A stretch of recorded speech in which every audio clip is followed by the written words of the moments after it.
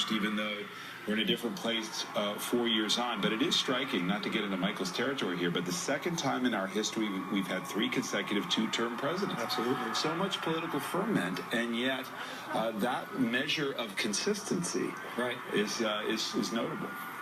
Pete Souza, their veteran photographer, is backtracking just in front of the couple. He's the gentleman you see allowed to get the closest to take pictures.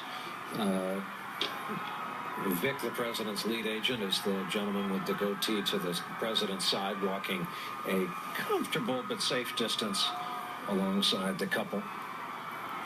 Michael, to David's point, that is one of the great kind of misindicators of our politics. Right, because you remember the period of the late 80s or going back to the 70s, periods between the 70s and the first decade of the century where there was sort of a conventional wisdom that we may be going through a period of one-term presidencies.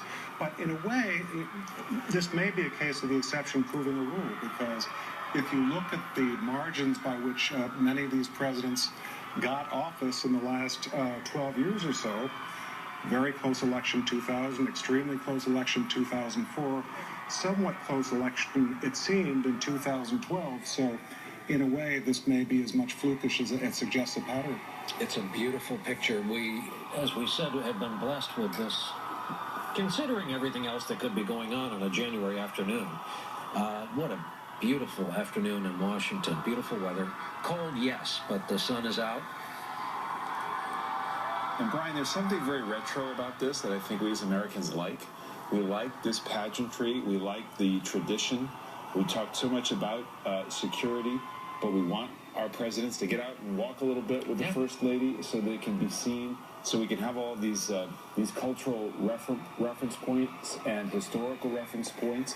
And we've got that, and we see it again, so we can make these comparisons. Hey guys, give me a cross street. Is that the Justice Department on that? Just and a little bit further in the rear of the National Archives, where reside, as you well know, the Declaration of Independence and the Constitution, in which there are provisions for what a president does and actually how he's inaugurated. So it really returns full circle. And over the door it is written, what is past is prologue, and that's a lesson we keep forgetting in American history. None of the 3 of us will disagree with that. In politics, if it happened before, there's a good chance it'll happen again.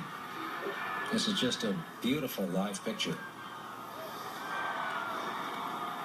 And I think David is absolutely right, because one of the calming and inspiring things about this is that we did see presidents in scenes like this, and sometimes first ladies walking in parades this way, and so much more often is